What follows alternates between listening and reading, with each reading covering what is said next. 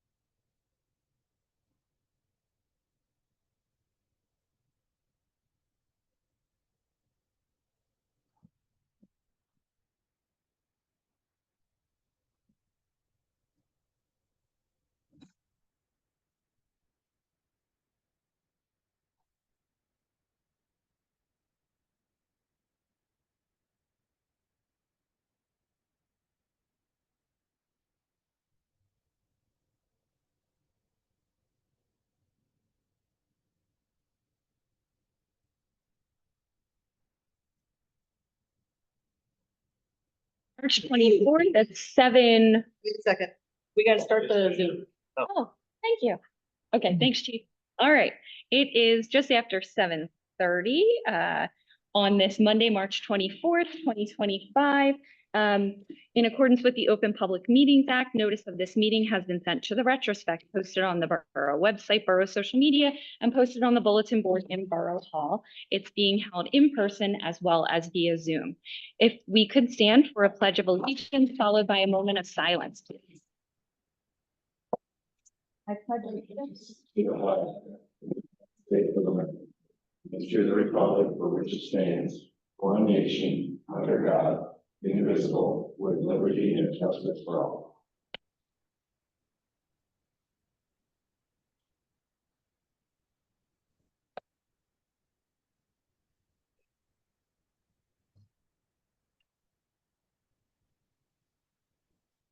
Thank you.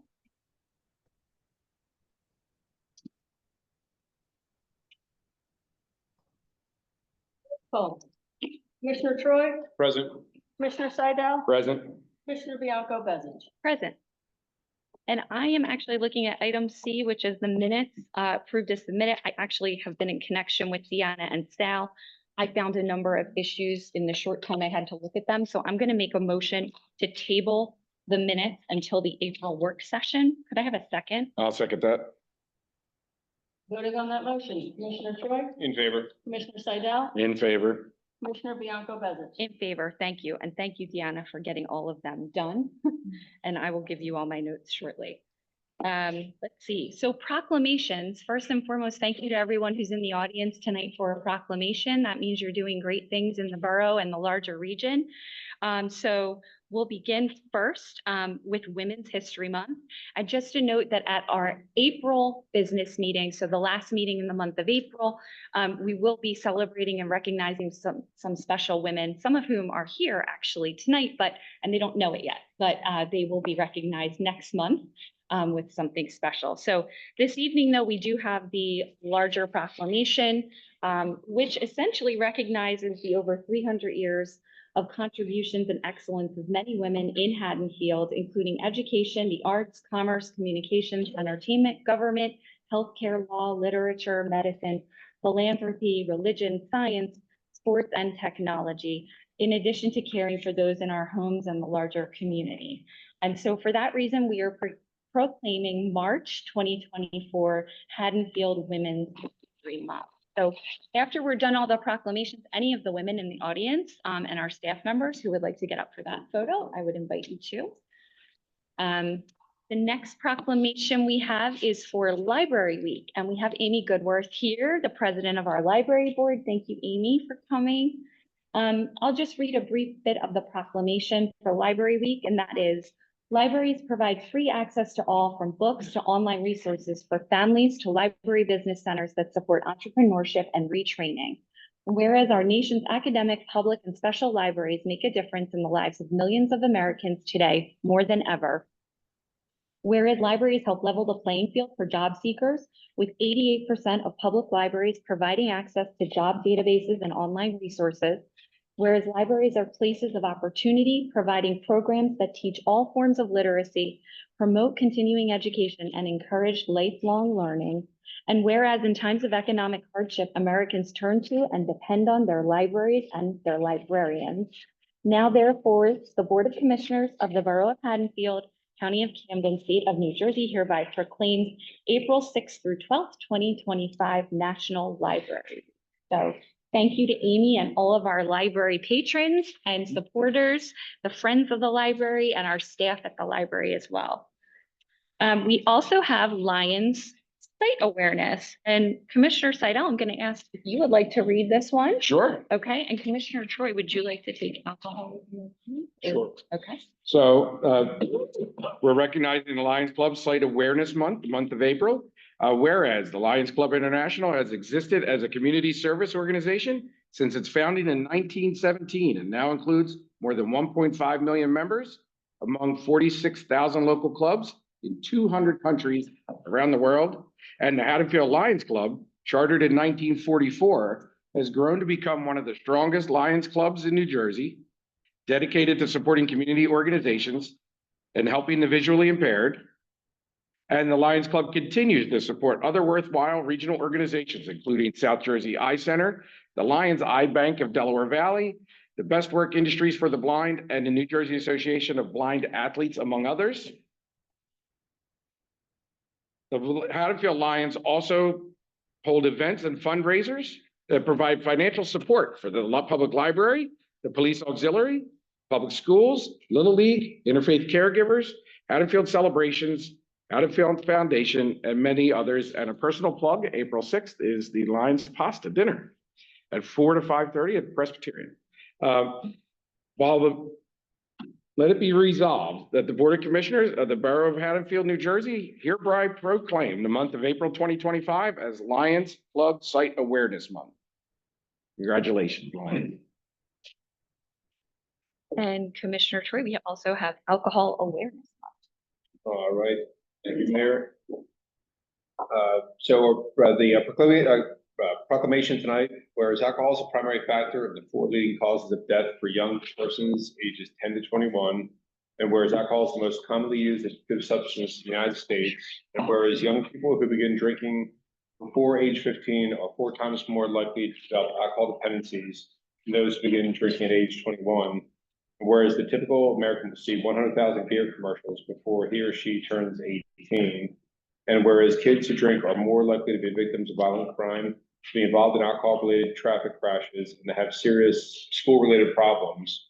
And whereas a supportive family environment is associated with lower rates of alcohol use for adolescents.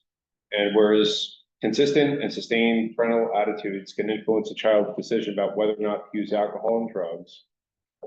And whereas our kids who have conversations with their parents and learn a lot about the dangers of alcohol and drug use are 50% less likely to use alcohol and drugs than those who don't have such conversations.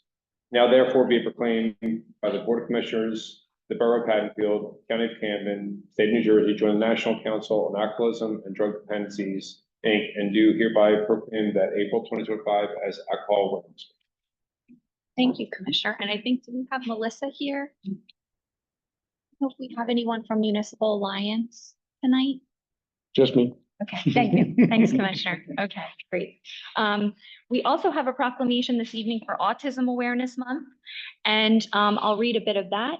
I want to say, as the mom of a neurodivergent child, it means a lot to me that we recognize the strength and the resilience of our kids and our parents who are in the community, who call attention to the very special kids that live here, and the adults as well. So whereas there's no singular way to experience autism, and each individual on the autism spectrum has a unique journey, yet collectively, autistic people enrich our industries, strengthen our communities.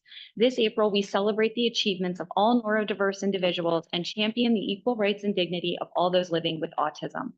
In the United States, more than 5.4 million adults are autistic, and 1 in every 44 children has received an autism diagnosis. Despite this prevalence, autism remains widely misunderstood, and autistic individuals continue to encounter barriers in employment, in healthcare, education, and housing, but their immense contributions often go unnoticed. We must address disparities and provide tools that foster clearer communication, enhance productivity, and promote greater independence. And so in an effort to recognize the very special people that live in our borough, including all those with autism, we mark Autism Awareness Month in April 2025.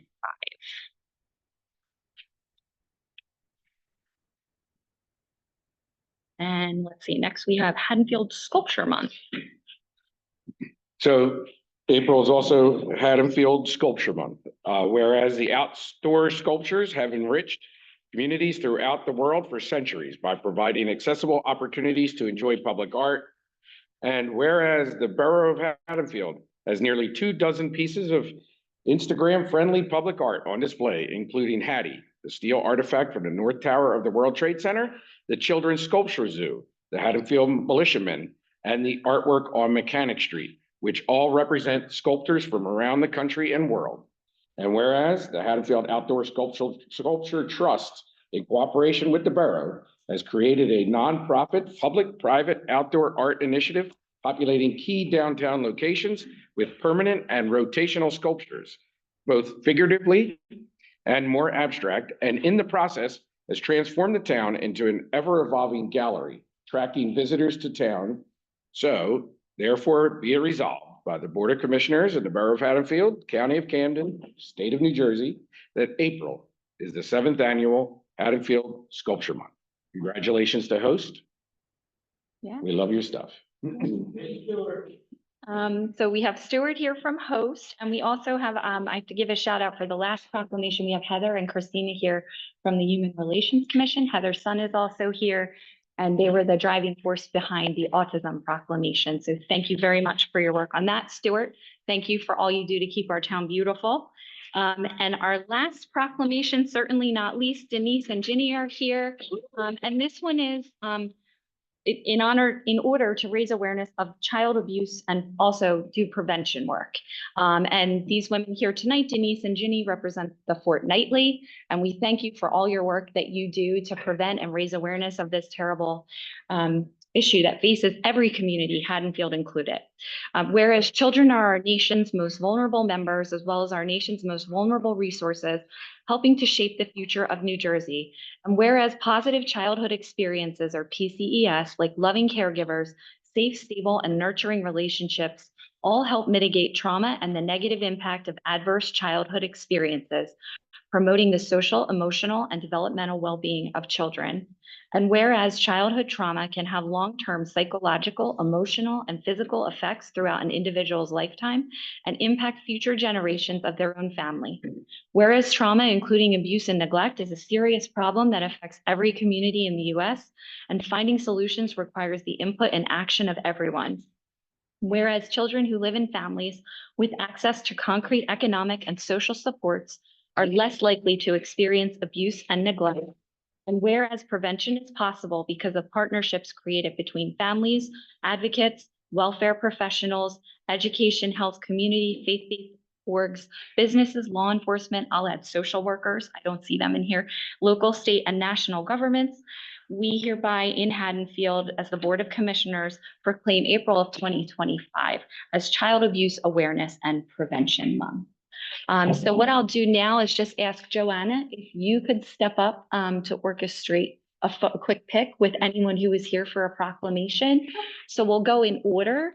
I'll say any and all women who would like to be featured in the photograph for Women's History Month, come on up, come on down, I should say. And I'll recognize Larry Melton and Jackie Martin from the Lions Club because I forgot to mention them by name. Yes, Jackie. Thank you, Larry, for all you do. Our outgoing president, right? Oh, Brenda, thank you for being here too. Okay, so let me put these in order. Okay. Have the commissioners come around here. Are we doing women first? Sure, Yeah. might as well. Yep. Oh, all right, women first. Help carry something. Which one's coming All next? right, so you're doing women first. Okay. Sorry, you should go back to moments.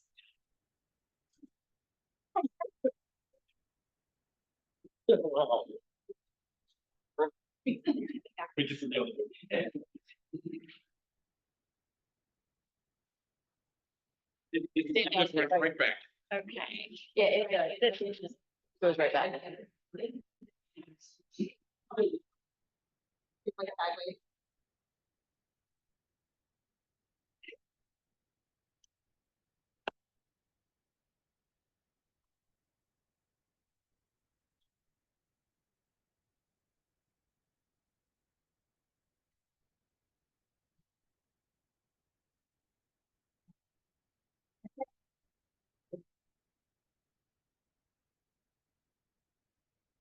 Okay, got it.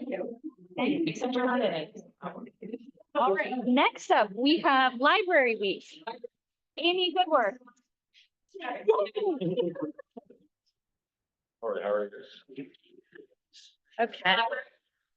All right.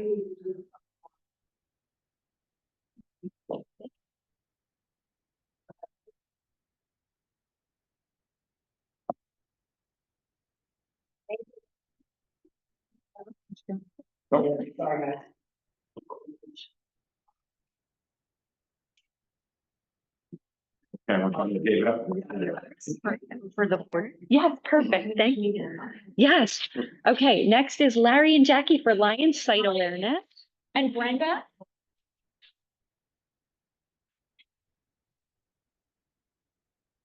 More the merrier.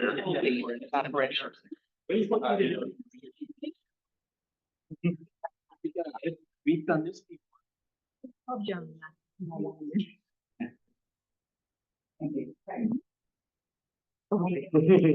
get out there. Thank you. Thank you very much. All right, Larry. Look forward to seeing you all. Okay, alcohol awareness. I don't believe we have anyone up to. Oh, sure. I'll just stay in the middle. There we go.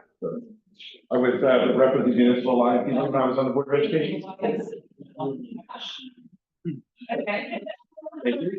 All right.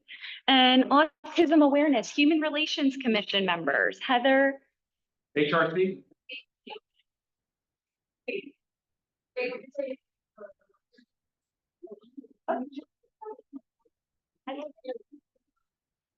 We're heading to Scouts right after this. Oh, right on. Thank you for being here. Thank you. Thank you.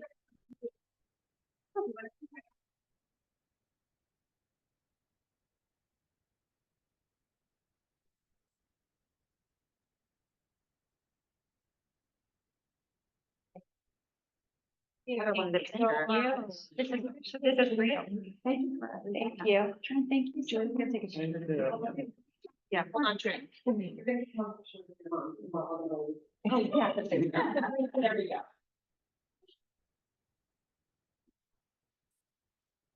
Oh, this is great. All right, ready? All right. Thank you. We have one, let's see, two more. We have Sculpture Month, Stuart Harding. You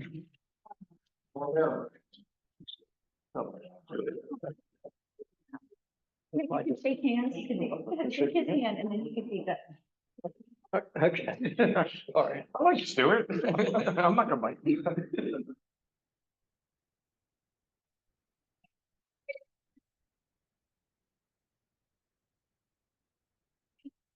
7th annual.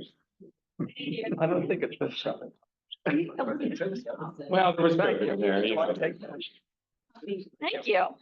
Okay. And Denise and Ginny, if you would like to come back up for child abuse awareness.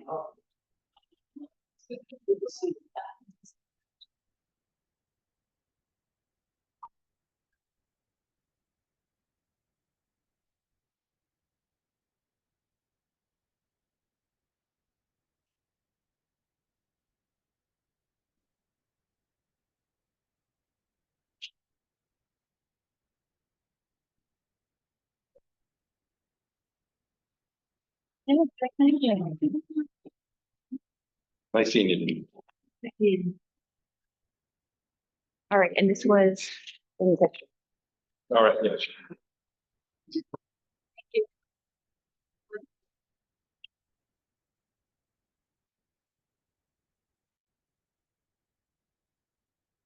Might be a record for the most proclamations at a meeting in a while, Deanna. Yeah. Okay.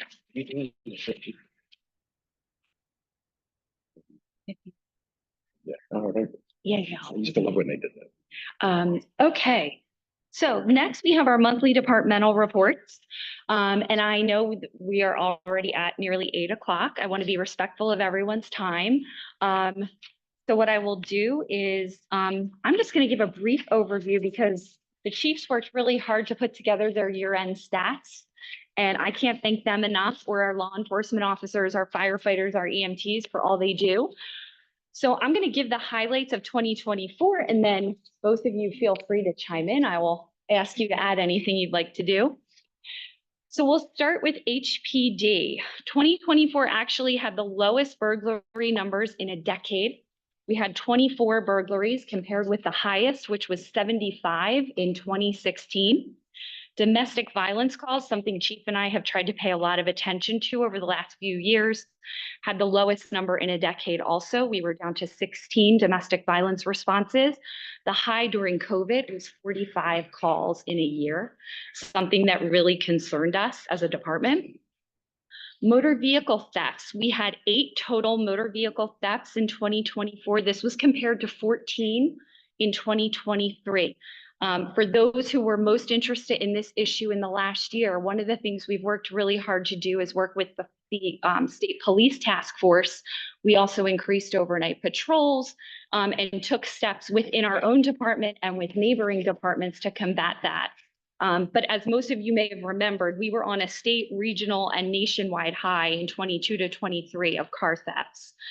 Total call volume has increased yearly in the last several years.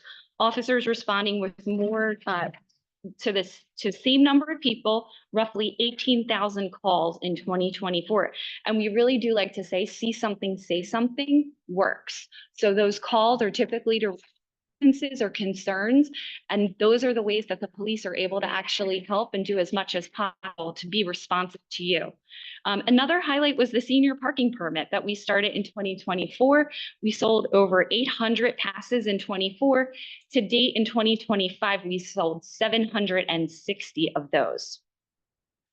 We received an additional award from USDA. Again, with everything that's uncertain in the federal government, we're still awaiting those dollars, but that's over $5.5 million to complete the new police headquarters. Completion date is anticipated in fall of 2025. We installed 20 signs on intersecting streets at Wood Lane, Westmont, and West End Avenue. We installed solar-powered stop signs at Westmont and Mount Vernon, and we received another grant in the amount of $2,000 thanks to Chief Cutler's work on Cross-County Connection Program, so that we can install 6 new lighted stop signs, all of which have been ordered and we're waiting their arrival for installation. We also made sure to have 10 minutes free of parking beginning in 2024 at all spots, not just on-street metered spots. And coming up, we will have painting and signage across Wood Lane intersections, indicating not only at the stops that there's a stop and there should be painted cross notifications, but also there will be signs warning you mid-block that you should be stopping. There's a stop ahead. We did hire a new full-time officer as promised, and we also brought back everybody's favorite, Lieutenant Leverick. He is devoted completely to the downtown business district, walking that beat, Haddon Avenue, Kings Highway, surrounding streets. Also, he serves as our municipal court officer, which has been fantastic. And I think I know the chief is laughing at me probably because everybody was so excited to see Lieutenant Leverick come back, including us. We hosted our first ever bike rodeo back in September with Lieutenant Grasso, who did an excellent job. Officer Ernie is our dedicated school resource officer, and he makes a point not just to be within the high school, but with all of our kids as well. As the mom of an elementary school kid, it's so important to me to see him reading, to see him walking along the street and greeting the kids, and they really do love him so much. Sergeant Sorg Blue and I hosted an event with Inkwood Books. This was for those of you who might also have elementary schoolers. Dogman is a very popular character, represents a canine officer combined with a man officer, a human officer. So we hosted a really fun event in conjunction with Inkwood Books. Of course, we continued our Halloween tradition at Washington Ave. We continued the Marine Corps Toys for Tots drop-off. We escorted Santa along with Haddon Fire Company, something we started back during COVID to bring a little joy to everyone when we couldn't do so much together. And of course, we helped celebrations light up the tree ceremony, and we hosted 2 movie nights this fall. I think one of ours got rained out, but we had Jurassic Park at Hattie's birthday, and at the Halloween night market, we also showed a movie. And I also want to give a shout out, although it was in 2025, to our Police Chief Advisory Commission member, Kathy McGeehan, who's also with Moms Demand Action. She was really instrumental in helping Joanna and the chief and Lieutenant Grasso and I put on a domestic violence seminar early this year. And that was really a wonderful event. So I want to thank her as a volunteer as well. I'll move right on to fire and EMS. Total fire calls, 623 calls. Response time is just at over 3 minutes, which with the average arrival time from call is 4 minutes and 59 seconds, well under the NFPA 1720 standard of 9 minutes and 20 seconds, Chief. Really well done. I know how hard the department has worked in the last year to get this and do a great job as always, but to continue to strive for meeting and exceeding those standards. Haddon Fire Company membership, 46 active members. That's active members who are saving lives. That's a 28% increase from years prior. And our stipend program with 33 stipend participants as of the time of putting this together with my chiefs, 85% increase, staffing the firehouse 24/7 with 3 firefighters or duty personnel at all shifts. Our EMS total calls and response times was 1,230 calls. We have 7 full-time borough staff members on EMT or as EMS and 6 part-timers, again, all borough staff working in the firehouse with our volunteers. and overseen by Chief Foreman. In the firehouse, everyone has completed the mandated bloodborne training. They conducted 2 live burn sessions at Burlington County Fire Training Center, which is incredibly important for them to be doing. We held 127 documented drills. That's, again, shout out to Chief Foreman. All personnel, including EMS, finished their 4-hour vehicle operations course.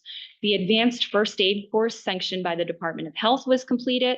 We've updated with new defibrillators and a Lucas chest compression system for CPR. More on that for the health festival that's coming up, the Wellness Festival on May 10th. And we have continuously strived to integrate CEUs with our mandatory training. Last year was also the first year that I know of that we applied for and received over $50,000 in grants for our firefighters. So that was in addition to funding the stipend program 24/7 for the first time, and in addition to the normal contribution we make to Haddon Fire Company, that was the first time we successfully worked as a partner, right, together to fund firefighter gear. We also did apply for over $200,000 from FEMA for SCBA, which is breathing apparatus. With the uncertainty in DC, I'm not sure when or if we will hear about that, unfortunately, but Chief, myself, and Sharon put a lot of work into that. So I want to credit Sharon as well for all her help. Again, I'll just credit all the community involvement both chiefs have put in. They've done fire alarm installations. Of course, fire company did fire prevention, school visits. We hosted fire prevention night again at the house. That keeps getting bigger and more exciting. Of course, we did the 9/11 memorial, the 4th of July parade and fireworks staffing. And we hosted the Friends School Summer Camp for tours and talks. And there were 7 total notable incidents. These include the early morning Chestnut Street dwelling fire, 2 Patco technical responses, a Joe Bell Drive dwelling fire, Choose Landing, MBA hazmat, Walnut Street dwelling fire. And for those of you who may remember when we had those wildfires raging very close to home, we were actually responding in our neighboring community of Voorhees. So not something that everybody may be aware our fire company did. They actually showed up to an active fire, forest fire. And with that, I think those are all the high notes I wanted to hit, Chiefs. Chief Gorman, I'll start with you. I don't know if you want to add anything. You gave the report, man, because you know I've been talking for about 2 hours, so I just wanted to thank the borough and just be selfish. I wish I could sit here or stand here and look at the same panel of people up here, because what they've done with this fire department, taking it from almost an 8-minute response time down to 2 minutes is just incredible. People ask me, well, how are things going with the fire department? Well, let me answer by this. We have 24-hour staffing. We're looking into increasing capabilities within the building. We're talking about looking at a new apparatus, and we're multiplying members exponentially. So you ask me how things are going. Things are going great. I wish we didn't have to change anything right now, and that's being very selfish. But I wanted to thank the borough for allowing us to do this and taking stock in the fire department. So thank you to the borough. I think a round of applause for letting us do our job. Thank you. Thank you. Thank you for everything. Thank you. And Chief Cutler, anything you want to add? Sure. Good evening. Thank you, Madam Mayor. I just want to reiterate, the mayor said great. Our stats are down for the year. I couldn't be more proud of the police department and the men and women that serve every day, put their lives on the line for the citizens. I just want to reiterate again, crime is down despite of what some false reporting on Facebook. You can't believe everything you see on the internet. I can't, stress that enough. You want the real numbers, or you want to know what's going on, call the police department. Just don't source all your information on the internet, because most of it is not correct. And I wanted to thank, as the chief said, the commissioners, especially Eric Bessage, who's been a director of public safety for about 6 years now, for advocacy for the police department and fire department and all of public safety has been beyond reproach. So I want to thank you and thank all the commissioners for allowing us to do our job. Thank you, Chief. With that, we'll move on to revenue and finance.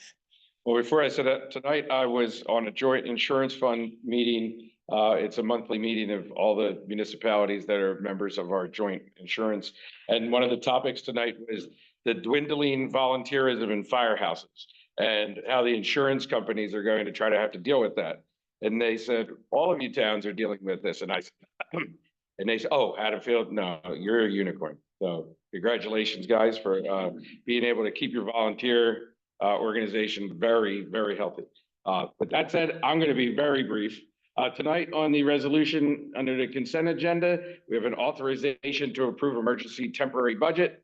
This is a normal thing that happens this time of year as the state still gets all its ducks in a row. And we have the crossing of an administration. So it will be left to the new administration at this point to adopt the formal budget. So we're doing another emergency temporary budget to get us through the May election so that the state numbers will be available to us, the county numbers, any other revenue sources that are beyond our control, but we'll know by then, and then we'll pass a budget in the next session.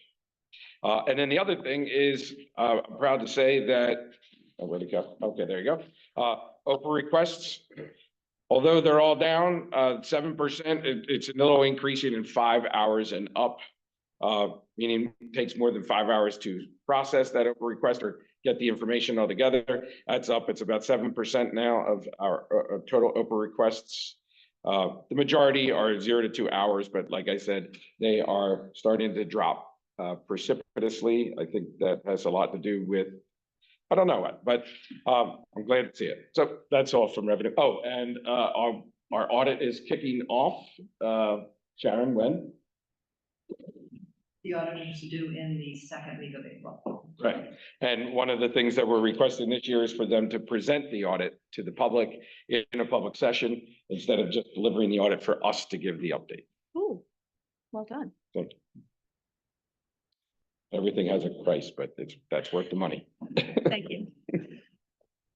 Okay, with that, we'll go to Commissioner Troy for Public Works, Parks and Property, please. All right, I have some summary notes at the end here, but I'll turn it over to Bill first to give us an update on Public Works. For the month of February, we had all our routine tasks, picked up recycling, waste, we had our chipper out. Our tree guys were out working on our trees. Some of the highlights, we did have one snow event over Bryan roads. We were out also cleaning up all walkways and borough properties.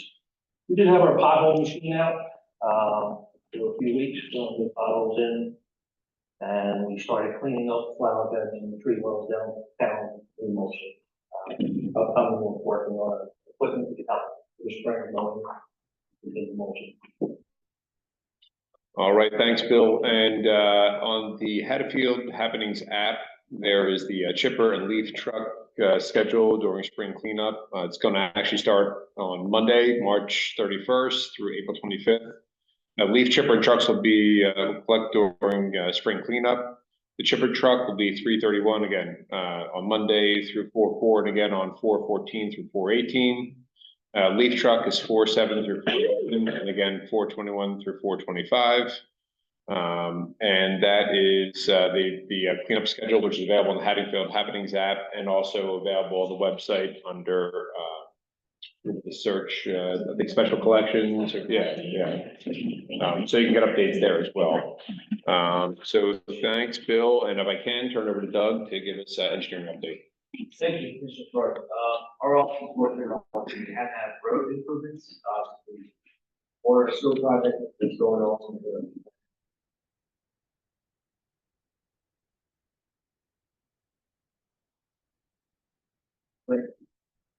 Working on a basement repair for a damaged wall on 6 Avenue. We're preparing construction documents for inlet and catch basin rehabilitation retrofits, and that's part of compliance with the NJ. We started on the 2025 road improvement design project. This week we'll probably be out starting our survey, we're independent here. And hopefully all that demolition is commencing, so we'll start buying on that demolition work. And then those residents on the road projects from last summer and fall, the contractor was out recently to put down the topsoil on the ski, so for that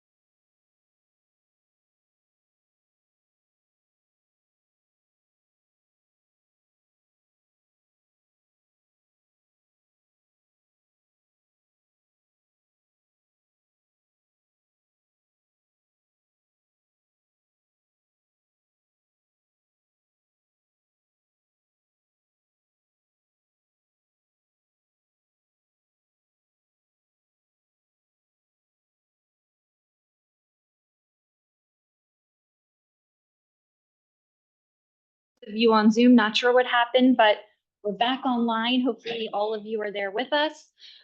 We finished our Public Works report by Bill Ober and Doug, our engineer, reporting to Commissioner Troy. And now we're just going to move quickly to Public Affairs and the partnership for Haddonfield.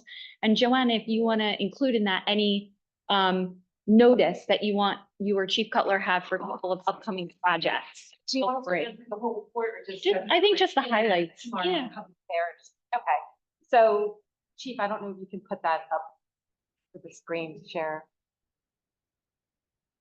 The top, yeah.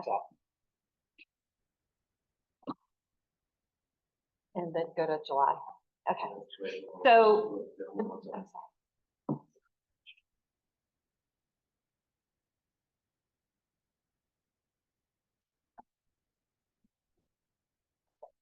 But I can. Yeah. Okay, so for those of you who did the first half last year, we went through June, Michael and I did this, and it's kind of long, so we'll just go really quickly and we'll put it on the public affairs section of the website tomorrow morning. For those who remember, July was a great month for us. We got a lot of national exposure. It was fun to hear from the businesses. The months following after Good Morning America was here, how many people came into town from Delaware, from Pennsylvania, from Maryland, saying, we saw you on Good Morning America. And so a lot of the businesses were incredibly excited about that. On the 3rd, we had the fireworks, which the Borough and PFH put on the events before celebrations and the actual fireworks, and it was quite a night. And then, sorry. Oh, we're doing this, right? You can switch. There we go. Then, of course, the craft show in July, and then August. Sure. In August, the bigger event was the Summer Street Feast, which led into the Summer Sidewalk Sale. Rather hot afternoon, but what you can't see on the screen is a pretty decent crowd of people, and otherwise very slow time for Then we had September with the car show, which brought a lot of people into downtown. We had the bike rodeo, the HPD in Lieutenant Grasso. We also had a big active safety campaign with the dinosaurs. Then October, we had Hattie's birthday, which we jointly did with the groundbreaking for the new police headquarters. And then the big downtown Haddonfield and the night market was mentioned in the Wall Street Journal as part of their economic story. Part of the lifts in October was the ongoing project from the Visual Enhancements Committee. You'll probably seen them already, but there were 8 poles inserted into Hattie Lane, and we now have permanent ambiance lighting there. We managed to pull that off moments before Hattie's birthday actually started. It was when the actual switch went on. So that was exciting. So we were able to celebrate Hattie along with our new lighting. And that, of course, the other big event in October was the Halloween night market. It's kind of hard to describe unless you've been there, but it's one of the biggest events we've had in Haddonfield in such a short amount of time. I highly recommend everybody coming to next year.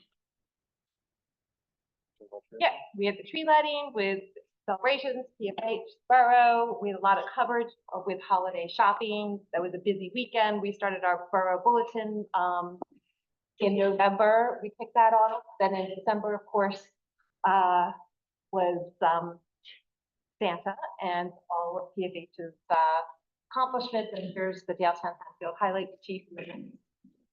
Slide.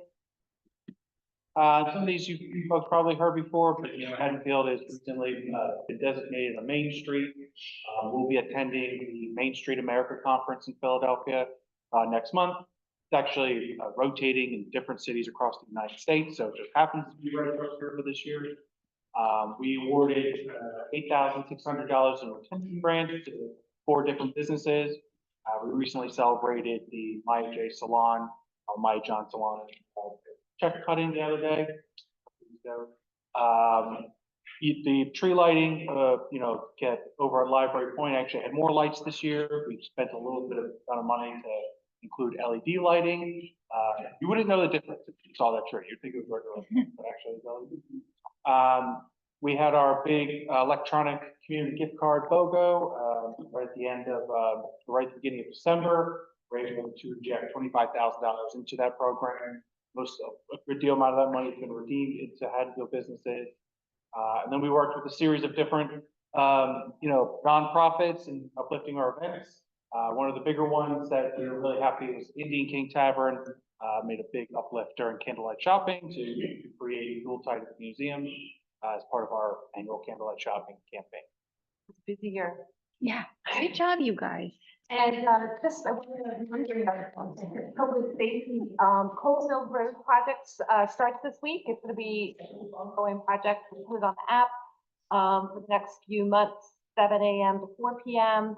Monday through Friday. Colesville will be closed between Utica, Abbott/Farwood, and Grove. So, Joanna, just say those dates one more time for Coles Mill closure. so they were supposed to start work today. I don't know if they did with the weather, but this week for the next few months. Okay, fantastic. And that's to the improvements that we're undertaking with DOT money. So no cost to the borough. It actually was applied for and approved by the county after Chief Cutler and I begged them for a few years to please give special attention to Coles Mill Road.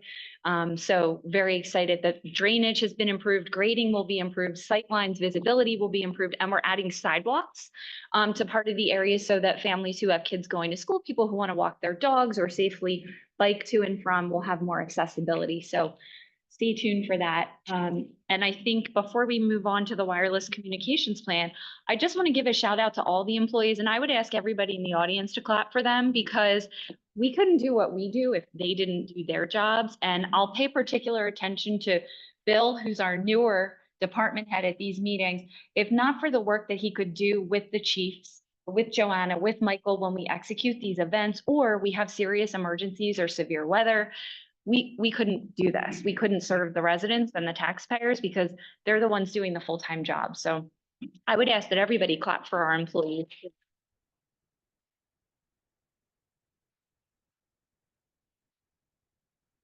And with that, department heads, if you would like to leave, you are free. Oh, no, because we have to open to the, I'm sorry. Okay, so with that, we're going to move on to the wireless communication plan, Sharon. Ma'am, Susan Rayball from Citizens was supposed to be on Zoom this evening to make a short presentation of this. She's not here, so I am happy to go through and hit the highlights of the communications plan. I just am unable to put it up. I did not create a slide presentation for the folks on Zoom. Do we want to do that, or do we want to table it till she can be here to answer any questions? We can certainly table it. Are you going to then continue moving on with the ordinance? She was supposed to be coming this evening. I'm not sure what occurred as to why she's not here. Well, I'll be really honest. I have a lot of comments on the wireless plan. And I was hoping that she'd be here to address some of them.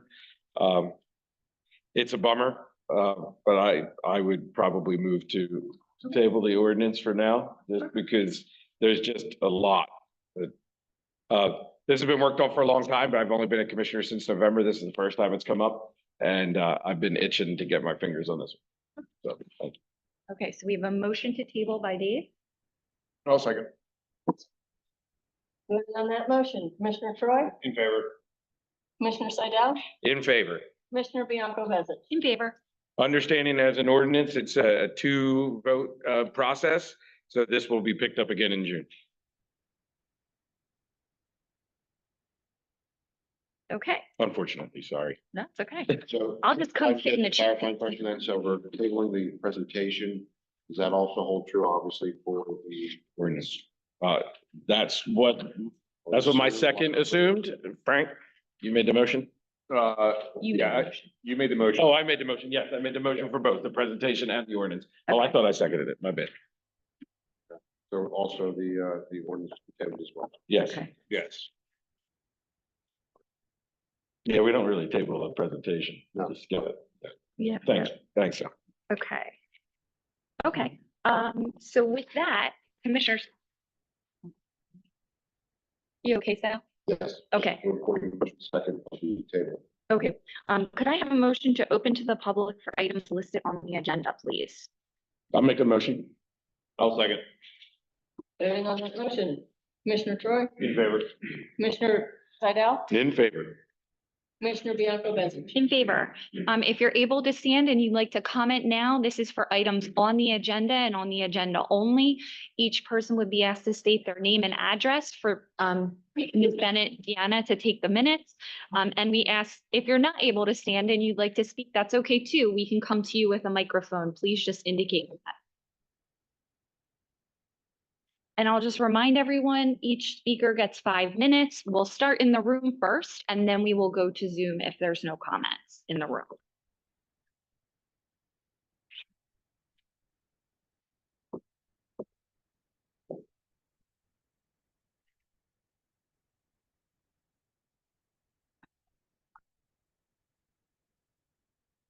And hearing Walnut Street. Yes, on the agenda, risk cutting on public property, $39,750. Who cut our grass before? Did Public Works ever cut our grass?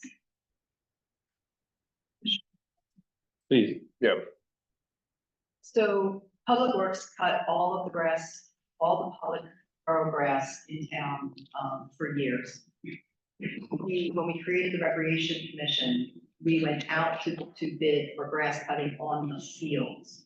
And that is some of the costs that are being covered by the fees being charged. So the grass cutting award tonight is just for our fields. Public Works continues to cut grass at our municipal buildings and our parks. Is there any advantage of saving $40,000 and having our Public Works, who's already in our budget, cut the grass? Well, it's two different budgets, and yes, because now Public Works is able to catch up on other things. And also during the summer times, they can't necessarily get through all of everything that's going on, especially because of the storm and people. Okay, for this, I know this has been tabled, the telecommunications ordinance. Did we pay them to do the study? I can't remember. I have it somewhere at home, but Yes, okay, we paid them. Do you have any idea how much we paid them to do this study? I don't remember off the top of my head. All right, and now, let's see here. I don't know whether to discuss lower now. It'd be nice if you put who, out of the 4 responses, who you picked and how much they're paying and what it's going to be used for. We'll be going through that tonight. That's actually the activity of tonight. But in the document? We'll be publicly choosing them tonight. Oh, I see. Oh, you haven't chosen them yet out of the 4? Okay. This is very interesting. I need someone to expand on this, and this is the amendment to the redevelopment plan. On page 26, they're talking about Haddonfield ordinance, and they say that the parcel is to be developed with age-targeted housing, either townhouses or multifamily dwellings, and affordable housing. Well, I thought Woodmont is not having age-targeted, but so I'm, if someone needs to expand or on that, because I don't understand. And then it also says on page 27, under this redevelopment plan, Lowworth Hall property would be continue to be a historic landmark. But it also said, here it is, to authorize its current use as professional offices and a bed and breakfast, as well as a reversion to a residential use. So what is going on with, with those? One says, I'm interpreting that, I don't know, I could be wrong, that Bancroft Woodmont has to have age-restricted housing, there, which is what we're pushing for. And I also would like to know, have you pursued discussion with Woodmont to reduce their original 120 apartments to the former amended plan that was established before the lawsuit, and then the judge said we had to go back to the original plan and not the amendment plan. So are you in discussion to have Woodmont amend that original plan? Or is this a done deal and it's going to be 120 units? So we could tackle it in a few different ways. So Sal, could you explain the difference between a redevelopment plan and a purchase and sale agreement? Before we do that, I'm sorry, Annie, do you have any other questions good. before Go your ahead, Sal. 22 run out? Because then we can answer all your questions. No, just forward. Okay, all right, go ahead. Thanks. Mhm. Yeah, that really, yeah, that match. Oh, sure. Yeah, that's all right, but All right, no, that's all right. We'll take a shot at it then.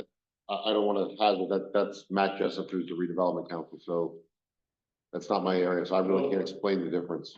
So your question is, this is a redevelopment plan. It's not a purchase and sale agreement, Right. which says exactly what will happen. These are are possibilities. Right? So your question about Lulworth, it can be a better breakfast, it can be professional offices, or it could be single family home. That's the constraining choices that we have in front of us tonight with That's proposals, going to be the end result. It's got to be, one of those. okay. And then your other question about, So age, office is a bed and breakfast. Okay, so it could be a home. Wouldn't that be great if you could afford to buy it? Oh my it would God, be great. I'd be in heaven. All right, so that's good. One of your other questions was Age about, restricted housing, well, age targeted, age targeted, yeah. Well, there's a There's a key difference. difference between age restricted and age Yeah. targeted. So I think that's the key. It's in the Yeah. document, it says age targeted, which was the fact that it's going to be age targeted. There's not. Yeah, but Woodmont wasn't age restricted or age. It wasn't. Well, it's an age, not- There's two different things. There's age restricted, Right, which is not what it is, and that's not what the development, the plan has ever called for. It's age targeted, so it's to focus on 55 and older. right, where that's possible. correct. But I'm saying Woodmont Woodmont was is one. not going to have any age targeted. When did they change it? But being the fact that it's 1 and 2 bedrooms, it can already be age targeted because you're looking for people who are going to go down to something smaller than what they currently live. Yeah, and just maybe in simpler terms, age restricted is a legal determination that only persons of certain ages can be qualified to live in the units, and there's a percentage. Right, and there's percentages that if, you had a grandchild or a child living with you, there's certain exceptions.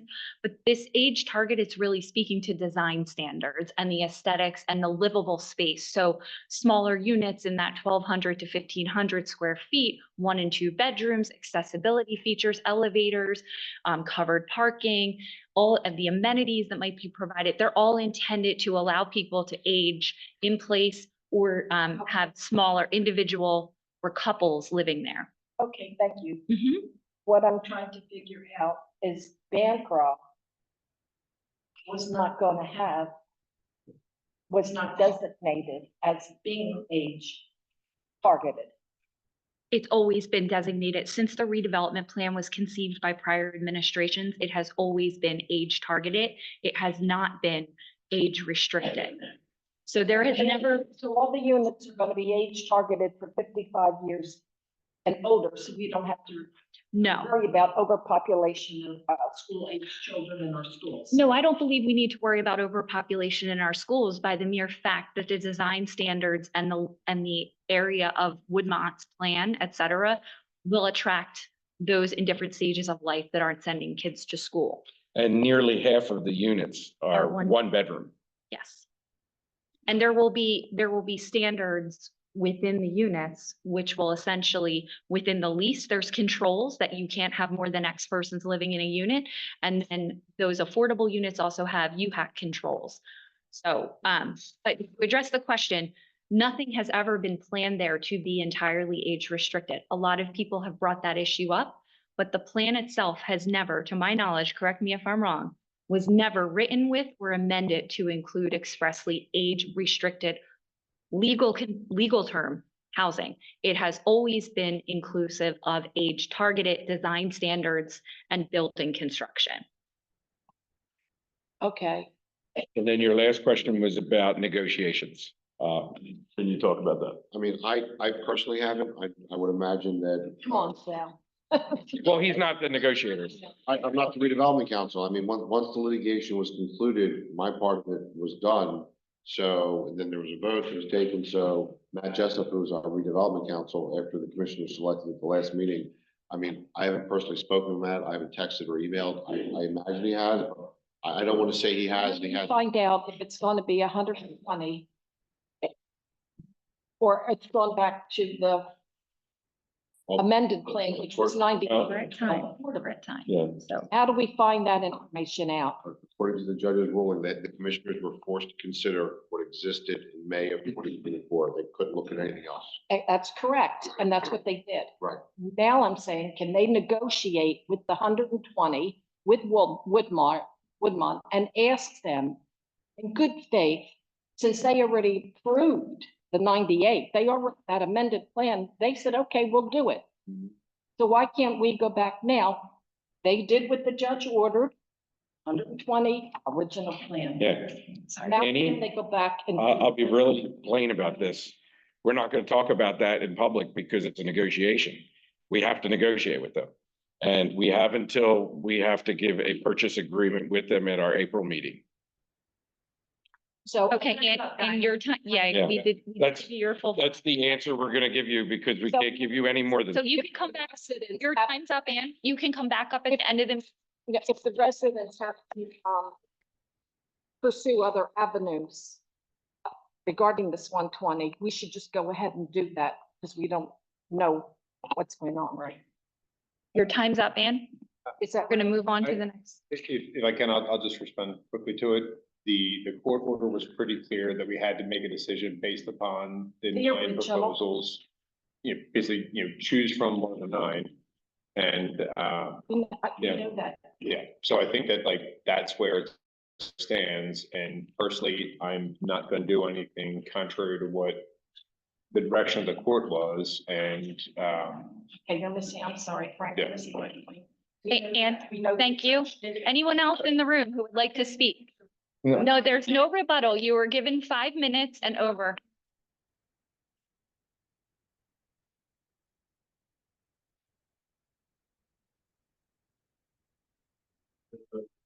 Thank you, David. I don't like to have to gavel. David Hunter, 260 Windsor Avenue. Two things on the agenda, the resolutions under the consent agenda. Item 36. David, could you speak a little? Yes. On the consent agenda, item number 36, the authorization to hold the arts and crafts festival. It says for the borough to hold that event. I always thought it was a partnership for Haddonfield event. So should it not be the partnership that's being authorized to hold that event? Oh, no, David, that is correct. You are correct in recollecting. Oh, I should say, do you want to ask any more questions before I interject? I don't want to cut off your time. No, Just one quickly. Okay, so that is correct. The short explanation, but happy to give you more details if we have time, is that this year there were changes made with Marcy and Renaissance Craftables, I believe is the name, the formal name. That last year was the 30th year. This year they've made some changes in how we're moving forward. So the contracting agency for borough and partnership purposes this year is the borough. Okay. Thank you. All right, thank you. With respect to the proclamation for National Library Week, I think we need to note what's being requested here, that all residents are encouraged to connect with the local library this week as well as throughout the year to take advantage of the wonderful library resources available at the library. Well, last week, the federal government, under presidential direction, axed the Institute of Museum and Library Services, being cut to the bone. And this is a federal body that provides funds to the states, and the states provide funds to local libraries. And our library is going to lose funds for some of its vital services. Thanks, folks. And you know who I mean by folks.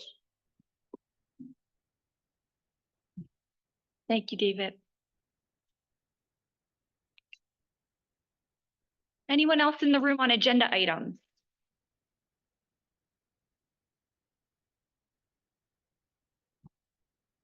I'm PJ Maloney. I live at 210 Homestead Avenue. The reason I'm here is to comment on pilot funding.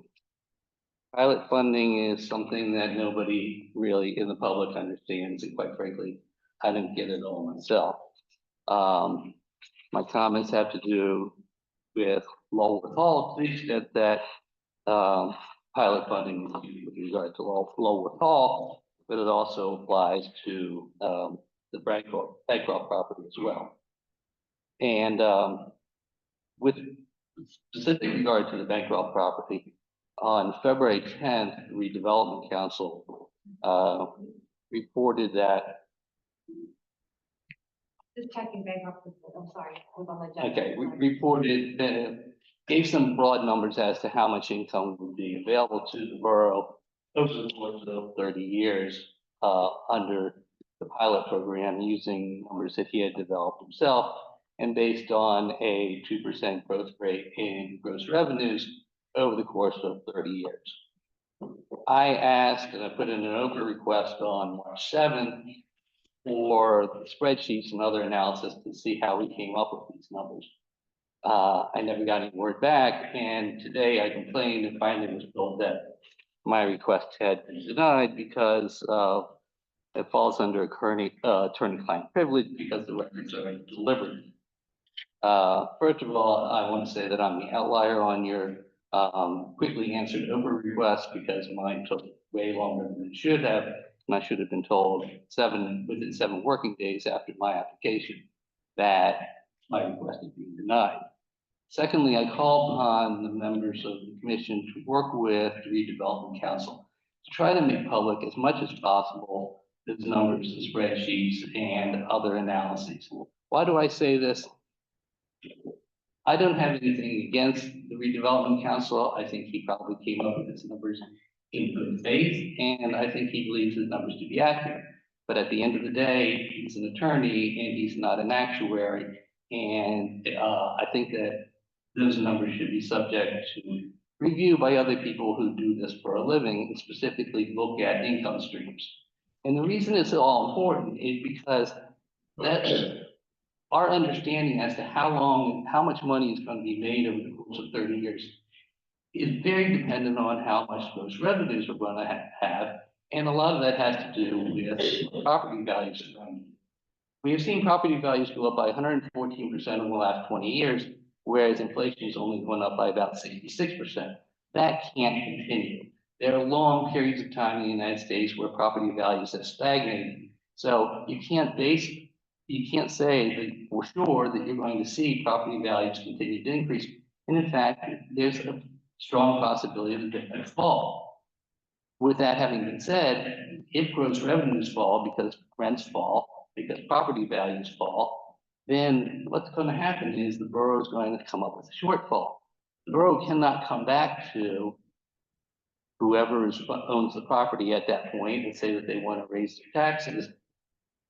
Instead, they're going to have to come to people who are individual owner occupied throughout the rest of the borough and raise their taxes instead. It's basically a crapshoot. So we need to know exactly what these estimates are, and we need to be able to look at best and worst case scenarios to see where we're going to fall and how much is possible that individual ratepayers here in the in the borough could end up having to pay if in fact we see gross revenues fall. Right now, those numbers are not available to us. And to be able to enter into an agreement with Woodmont or any other developer for that matter, and with regards to Law without Hall as well, without understanding the risks that you're taking, is something that I don't think is conscionable. And I think that it's important for the borough to make these numbers public to the extent that it's possible and allow people to do analysis on how those numbers work out. Thank you very much.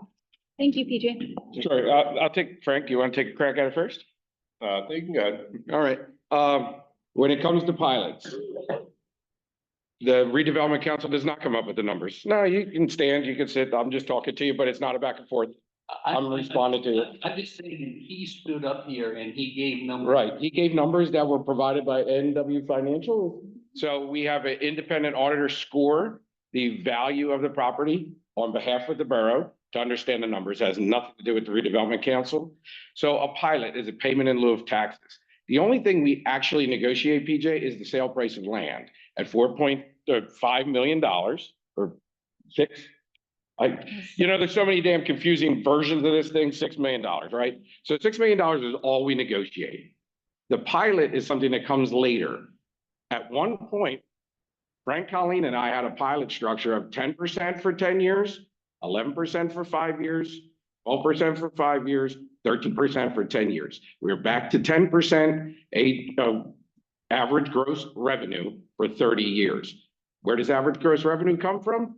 The cost of the rents. When do the rents get set? After they've been building and they understand the economic space of it. You're asking to predict tax revenue for the next 30 years. You can't do it on your house. We can't do it on a business downtown, but we can negotiate the percentage of their gross revenue.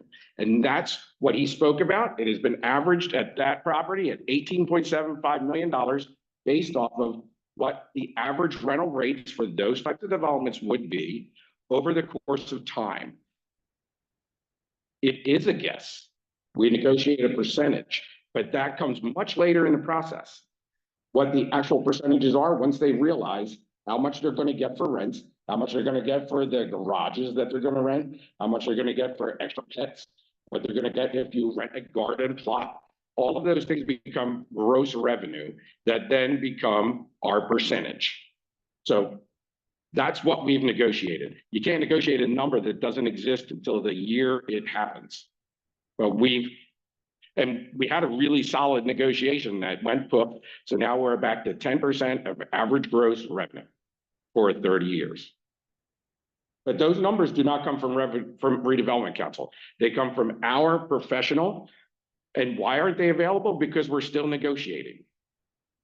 But you can tell us what the models look like. We just did 10% gross revenue for 30 years. That's what's negotiated in the plan, and a sale price of land of $6 million. And when you come up with a number like 18 million, 18 points, whatever. No, we don't. We hire a professional, Okay. NW Financial, who came up with that. Okay, when they come up with that number, that's based on their understanding of the expectation of what. That's correct. What the gross revenue. That's correct. Okay, so. Okay, and PJ, your time's up, so I'll give you another minute and got a minute. No, I actually asked you to sit down, but that's okay. Okay, and all I'm saying is that you say you can't tell how much with regard to individual homeowners, you can always raise their tax rates. But once you've set this, you've set it in stone for 30 years. You can't go back and say, well, we've got a revenue shortfall. We need to raise taxes for these folks. No. And they raise rents. And when those rents goes up based off of their costs, that is average gross revenue. It goes up. It's a percentage, just like your property value is a percentage of your land and your improved value. And you can sit and laugh all you want, PJ, but it's not a number that you can predict what your taxes are going to be in 5 years. But you, as a commissioner, can raise taxes on me if you have a shortfall. You can't do it on those folks. That's why it's called a pilot. Thank you. It's pre-negotiated. It's a risk. Thank you. Anyone else in the room?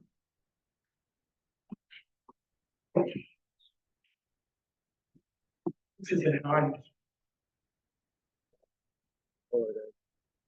not on the agenda. There's a section there on the agenda. You can wait till the end of the meeting. There will be a public comment on non-agenda items at the end. Thank Thanks, you. Fred.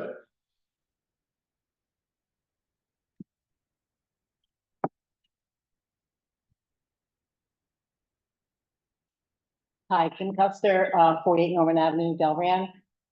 Just a quick comment. I know I'm very limited to 5 minutes here.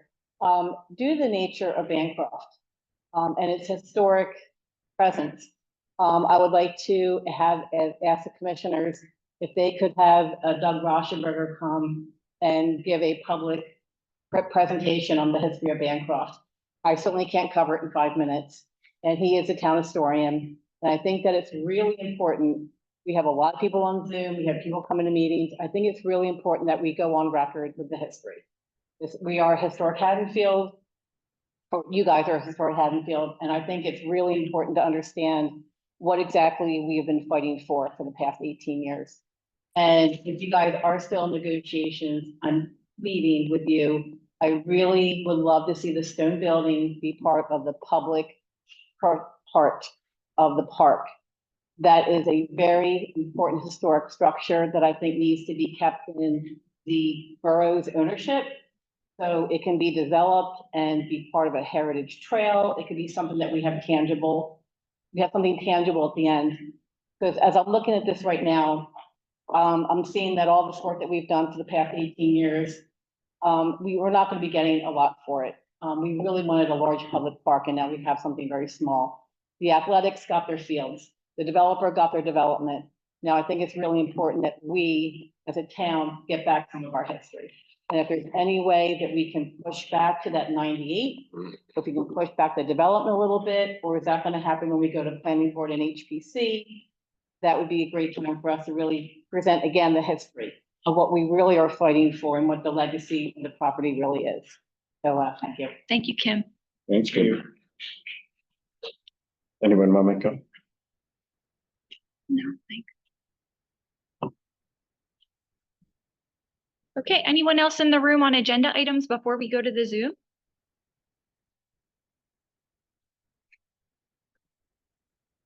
Okay, anyone on Zoom who would like to, okay, if you could raise your hand, Chief Cutler or Joanna will let you know when you're next.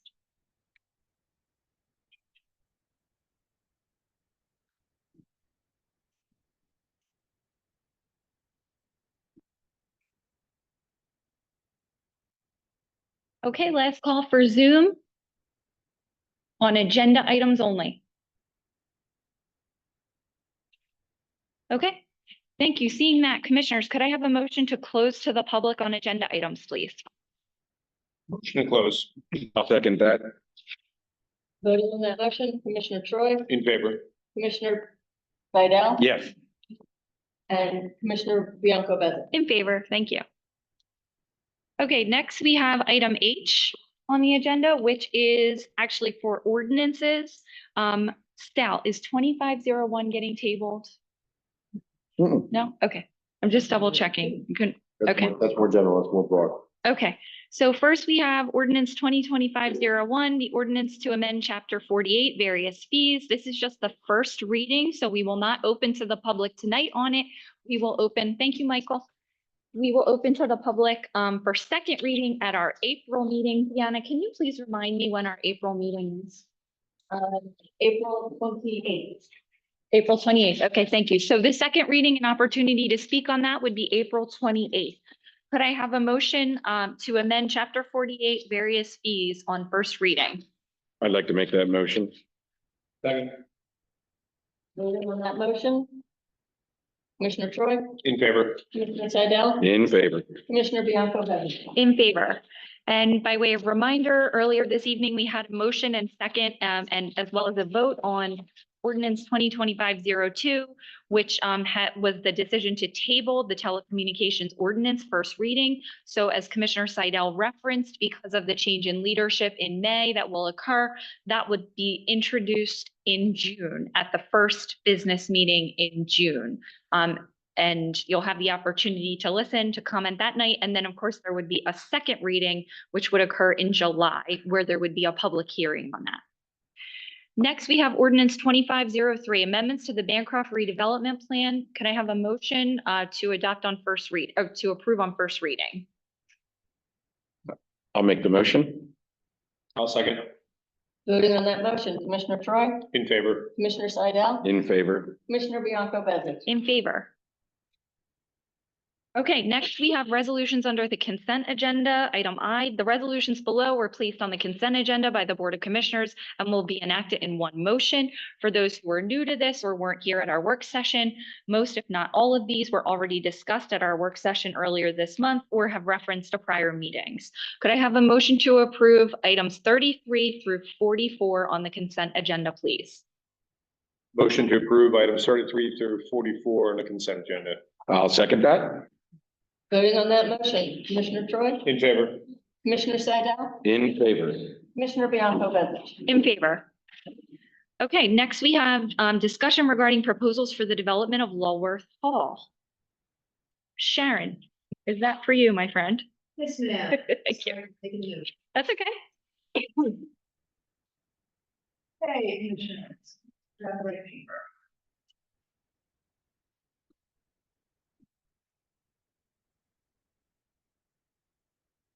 All right. Back in September, we received 4 proposals for the redevelopment of Lulworth. This was the second time around. We had already been under contract with one other that decided not to move forward. Your 4 proposals have all agreed that they are fine with the referendum that was approved and the changes that are going to be going on to the parcel behind that. Your first proposal was from Lulworth Hall LLC. They wanted to use the property for office space in the building and then create 4 small residential units along the rear property line to hide the new structure from the main Lulworth building, and potentially put in a shade garden, and then parking, some in the parking in the front, some parking in the back. Your second one was Trinity Investments Holdings. They were looking forward to make it into a single family home. And then your third one is Kings Corner LLC. They were looking to make it into a nonprofit. The first floor would be used for Board of Education or Borough of Haddonfield use, and the other floors would be STEM education or some other similar education, but it would be a nonprofit use on the building. And your last one, that was property management services. They were again looking for a nonprofit type status for the parcel. They see the ability to be Board of Education.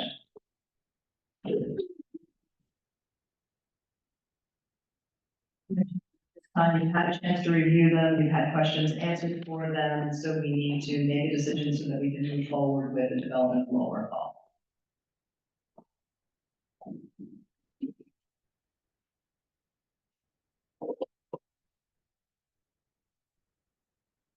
Well, of the 4 plans, that one that was most attractive in the end was the original intent of that house as to be a single family property. One of the things about being a commissioner is compromise. And you have to compromise on what's the most important thing for you. And for me, it's historic preservation, first, last, and always. I wanted to see of the plans who had the financial wherewithal and the desire to return the house to its grandeur. There were 2 that struck my fancy. And I had to be true to my number 1 and number 2, which is the building gets fixed. The single family home does that. It has a purchase price that is in line with buying a hulking mess of a building that needs a ton of investment. I was comfortable that this one had the financial wherewithal to actually see the project through. I liked that it was a single family because it was the least restrictive path forward. And it and then I'll give credit to Commissioner Troy on this, as he reminded me in this compromise negotiation, that that house never generated revenue for the borough. And it's about time that land started paying us back for something, right? So the Lulworth House, I agree with you, Frank. It needs to start paying its own way. So I am attracted to Trinity Investments.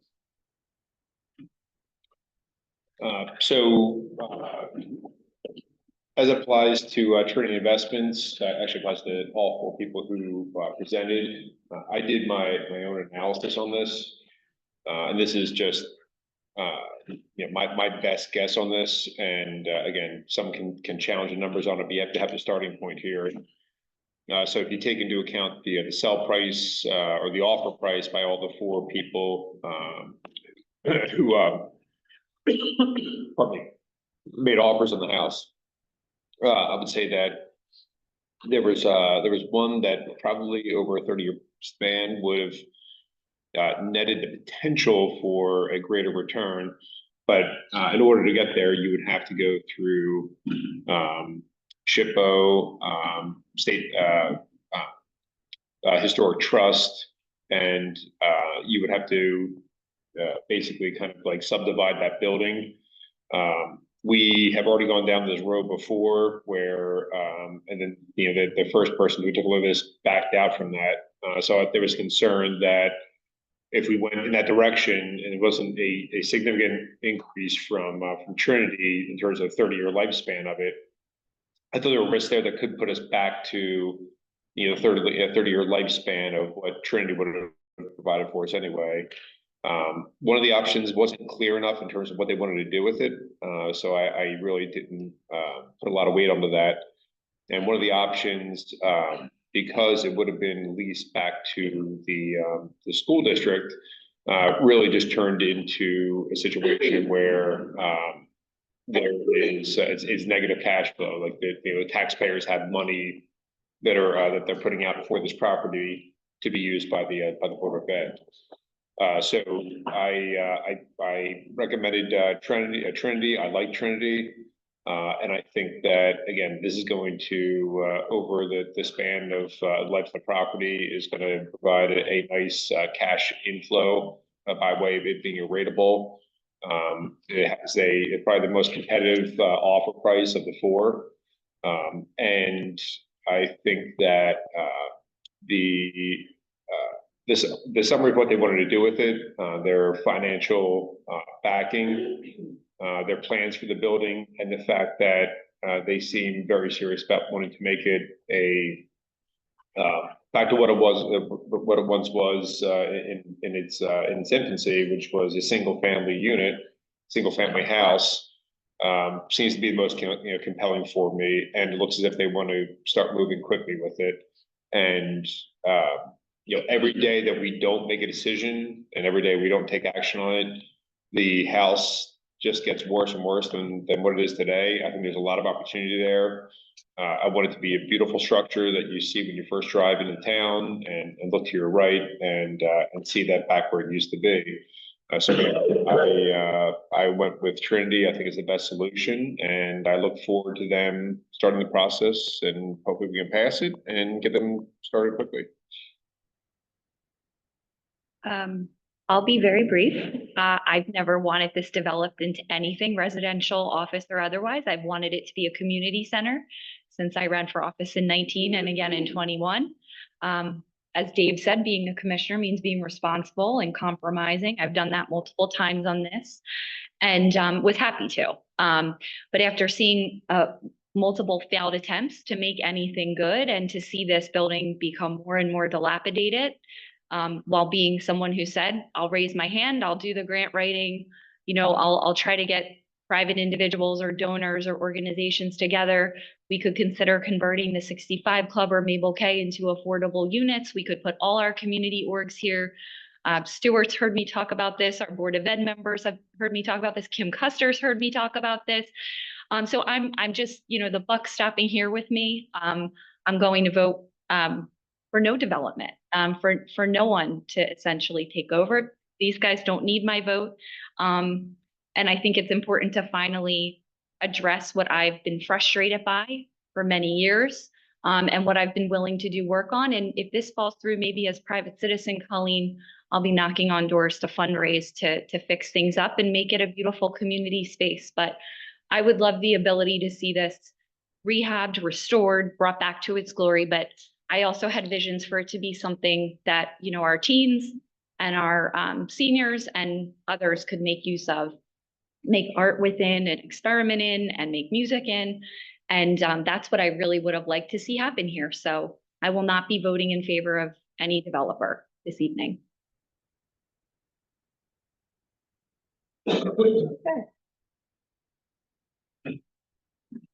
Based on that, it looks like we're going to be putting Trinity Investment Holdings in the resolution that is up next on the agenda. That'll go in the last whereas. And can you verbalize the sale price? Yes, sir. The sale price for Trinity Investments is a purchase price of $200,000 with a 5-year tax exempt.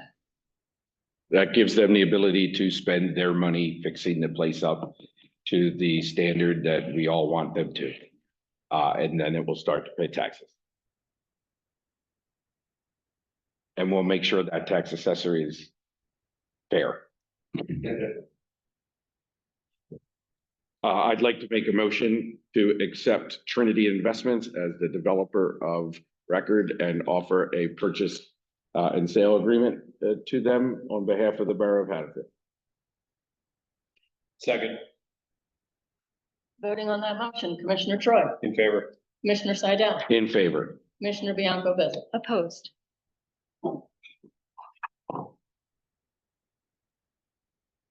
Okay.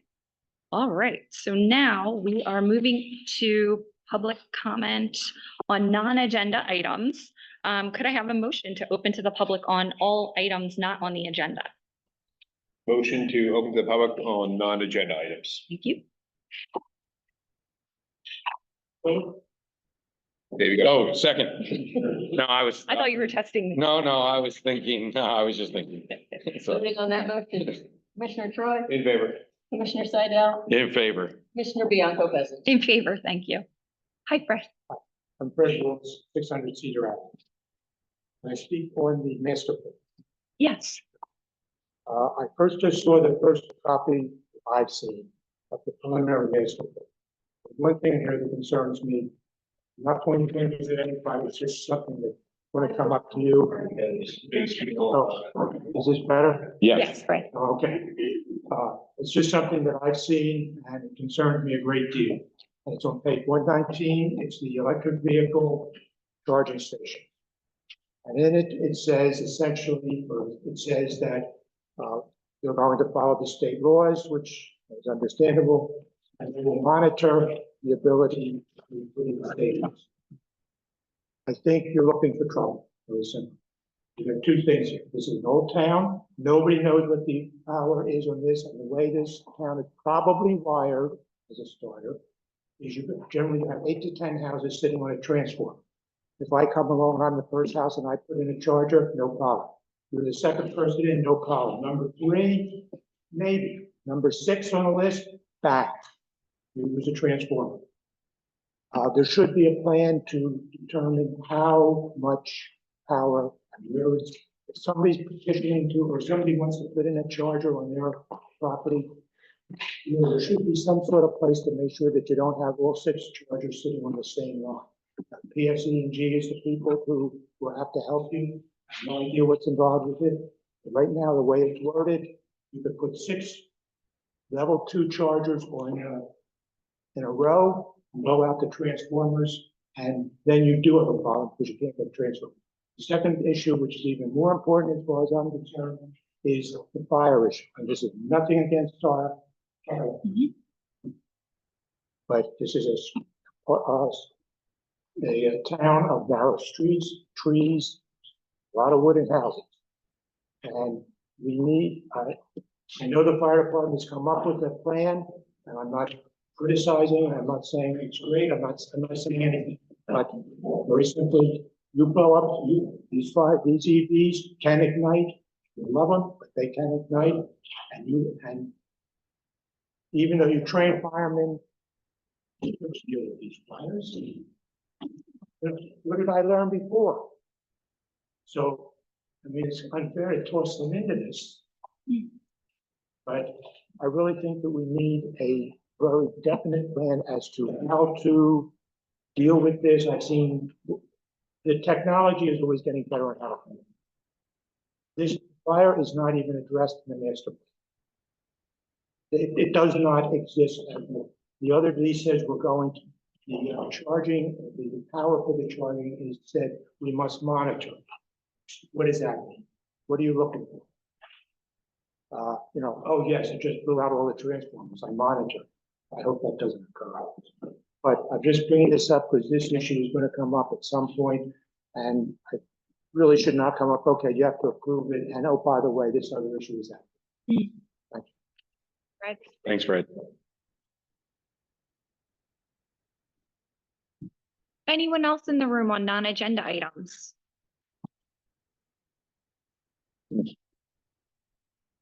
I'm Amanda, I'm on Redmond Ave. So I don't know if this is the forum for it, but I'm just gonna use it for right Like, now. your last name, for the record. It's Razzie, Razzi. Oh, sure. Yes. Okay, so, first question on Redmond, I have a lot of people, myself and our neighbors, parking right in front of our houses and we can't see when we pull out.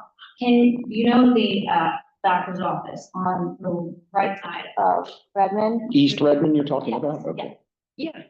So right across the street, there's that huge parking lot, right, that has a little chain that all the kids go under to ride their bikes. Can we open that so people can just park there instead of right in front of our houses, or what? That's private property.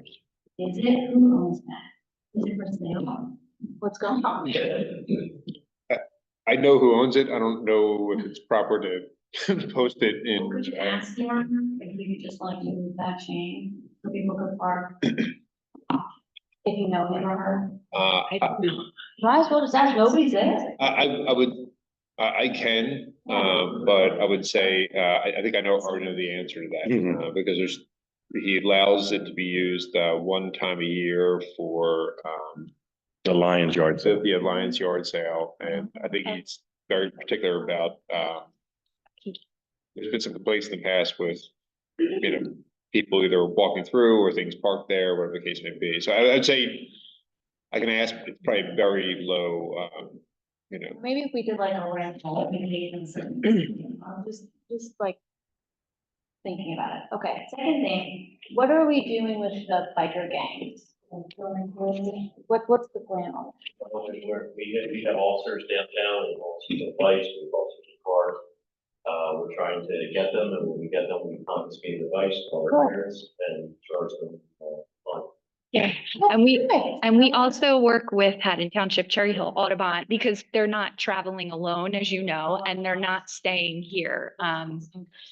Yeah, so. That we caught up with the speed line down, the river line down. Yes. And hit the speed line, and then Okay, and we don't get the bikes back, right? they get the bikes back after they pay the fine. And a parent, an adult has to come, and if not, they get donated. Good, okay, great. Yes, yes. That's all good. Yes, and I think with everyone seeing like this time of year, spring happens, the weather gets nice, the kids are out. And so it's frustrating for our officers as much as it is for all of us. And I would say like our advice is always call when you see it, because people will post from other towns. And like one of the things they also do as officers is listen to social media, like what's being said. How many times have we diverted when they've met up at like the mall and then they're all going to travel on Grove Street, like from Haddonfield, Berlin Road or Haddonfield Road. So if people actually call the police and let them know they've seen it, they hear it, that helps us do better. We did, so. That's great. Thank you for Yeah, that. I had a family member call the police yesterday, but the dispatcher didn't connect her to anyone, and they like screamed, a bunch of the bikers screamed a ton of horrible curse words.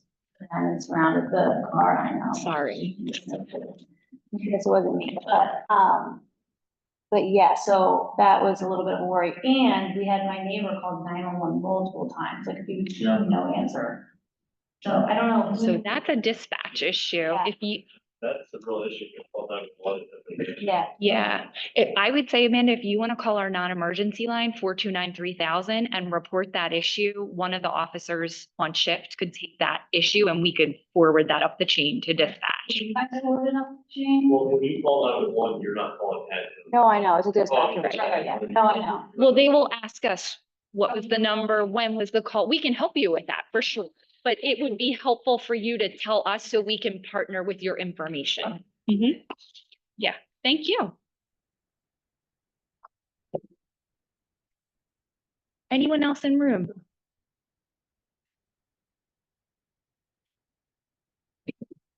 Yeah, you know, Walnut Street. Yes, on Walworth. I think it was Walworth, whatever. They wanted to use it as an office space and 4 small residential units. Were they apartment rentals or sale? We didn't choose them, Annie. I know that. I'm saying, but it was an office space and 4 small residential units. Were they for sale units or for rent units? Or you didn't even go? It wasn't even that developed, no. Okay. I'm thrilled that the Board of Ed is not getting the property. We're gonna be so excited in that. It's best news. Now, I know the telecommunications ordinance is tabled, I understand that. But just for your consideration, I did some research and I was very concerned about the effects of the electromagnetic fields on human beings and on the environment. So I went online and there's over 15 million websites on this. This is just incredible. They've made so much advancement. And they said that the advanced copper and fiber optics are far superior to wireless in both cost and performance. Well, what they have found out, it's pretty scary, is for years they've been saying, you don't have to worry about magnetic fields, they're okay, yeah. It's not true. This is in-depth research and studies that have been done in Europe and all over the world. And there's the national EMF scientists, and they reported that they're concerned because most of the international and national guidelines are showing that there are electromagnetic effects at levels that were previously reported as safe, and they're not. So they're on the bandwagon. And the study that I was looking at was done by Berkeley. Joe Markowitz, he's the director. And it was so interesting because they even said like these electromagnetic fields are affecting our bugs, butterflies, our trees. You think they're diseased? They're being affected by the electromagnetic fields. They're not diseased. Children who have maybe physical problems or mental issues, it's due to the electromagnetic fields. And they're looking into whether some of these children that have issues, if they withdraw them from all this radiation, that maybe they would improve. And they said, this is the 5th generation of cellular technology. And now we not only cell phones, but we have smart appliances, smart TVs, smart thermostats, smart cities. We have motor vehicles. We have wearable wireless devices. We have watches, glasses, earbuds, medical implants. All of this is just too much for our system and the environment to handle. And you can people go to the doctors and they have a headache or sleep disturbance, or they're irritable, memory loss, dizziness, fatigue, loss of appetite. All of this, they are now realizing can be due to these electromagnetic effects. And they're seeing tumors, they're seeing sperm damage, they're seeing male infertility, miscarriage. It is just incredible. So, I'm just saying that you research or whatever you're gonna do about this ordinance, please look into, this information because it's pretty scary, especially, I don't have to worry, I'm not coming in this world, I'm going out, but especially for our children, to think they could have physical and mental issues, and the parents can be taking them to the doctors 100 times and thinking, oh, it could be this, it could be ADS, it could be the other thing. Here it is, the electromagnetic fields. So. Thank you, they get Annie. Pregnant, and it's because of the same thing. Thank you. Anyone else in the room on non-agenda items?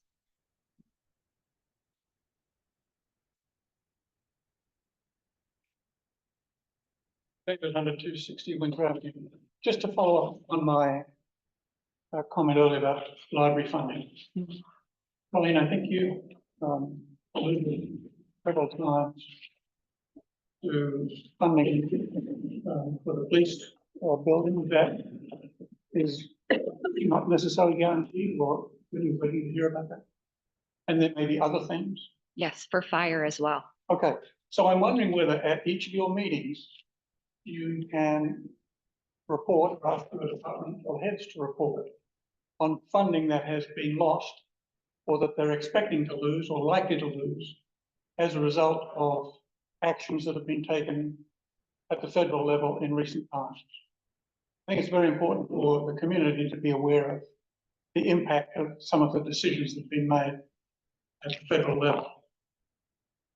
And it should be pretty easy, I think, for Eric Zeno to answer that question with respect to the library. And so if that can be determined and mentioned at meetings and publicized, I think that's important for the community to know. The local impact that these cuts are having and will have, and the consequences. Thanks very much. Thanks, David. I can tell you in my department alone, over $750,000 at risk, not being awarded or being rescinded as a result of executive orders. That's for breathing apparatus for firefighters and the new police headquarters. Okay, can we publicize? Sure. Yep. I know 4 residents that have lost their jobs in the last 2 weeks. Yeah, that's the other problem among many. Well, 5. Sorry about that, Atira.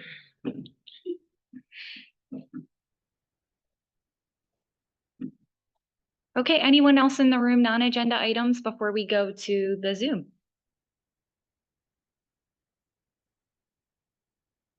Okay, if you'd like to speak on Zoom, please just raise your hand. Chief Cutler or Joanna will let you know when it's your turn to talk.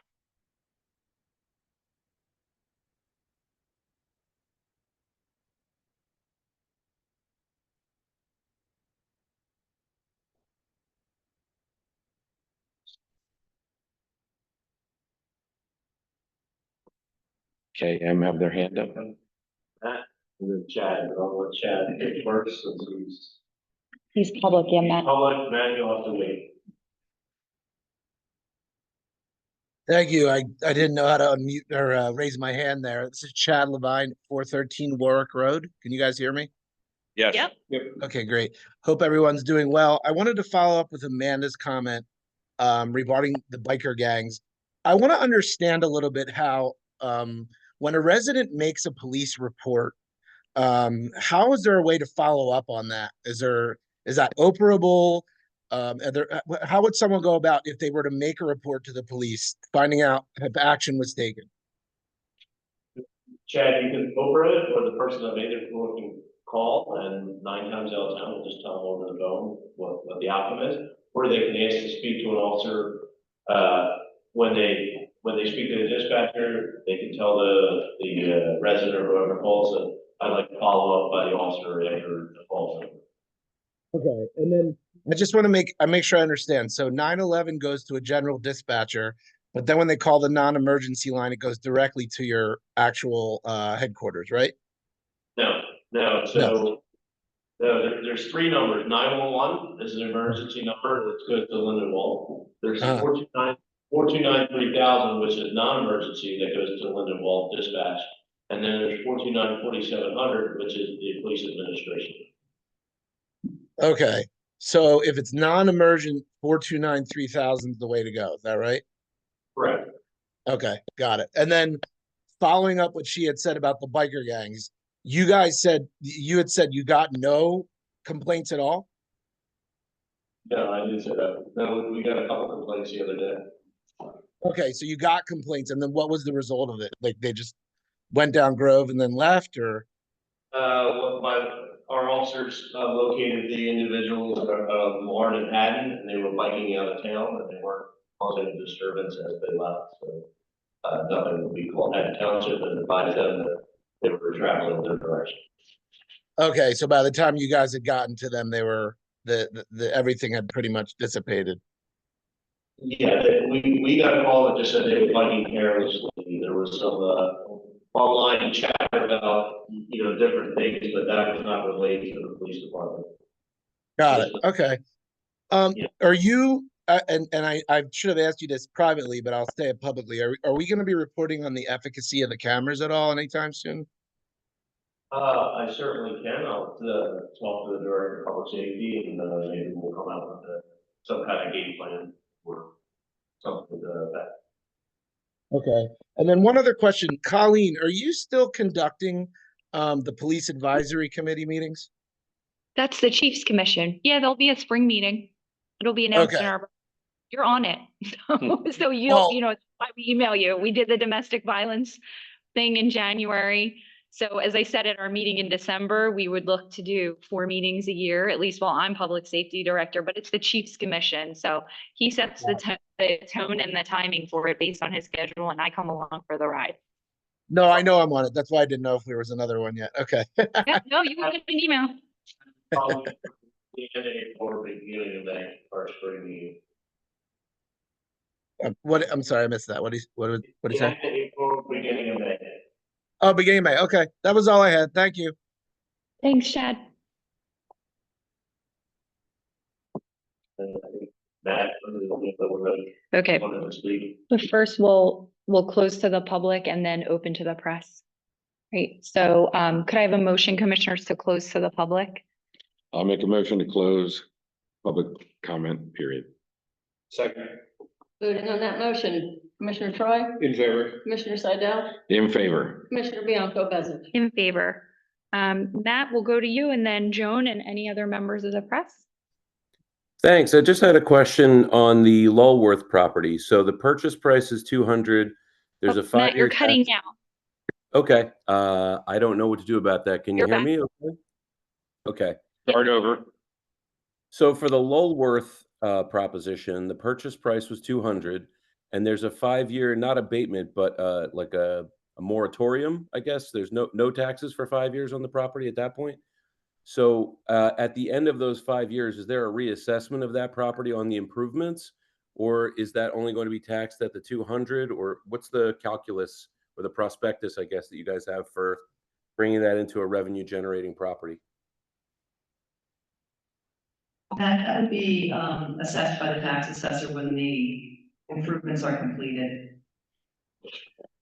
So if the improvements were completed before the end of the 5 years, the assessment would be on the books, but they would still be part of the tax abatement. And then, I mean, that's the intent, is that all of the improvements are supposed to be made by the end of the 5 years. Sure, I get that. I guess at the end of the 5 years, then do you reassess, or are you only taxing 200 at the end of the 5 years? Because that's a deal for Haddonfield. You're reassessing as soon as the improvements are done, so that could be before the end of the 5 years. As soon as the improvements are done, their tax assessor will go out there and create a assessment based on the condition of the building at that time after the improvements. Yeah, to give you an example, I wanted to keep my finance report short, Matt, but in just the first 4 months of the calendar year, our assessable value of property went up $300 and some thousand, and that is majority is on home improvements that after they get their certificates of occupancy of their renovations, they get reassessed. This would be no different than any other house in the borough. Gotcha. Thank you. Thanks, Nat.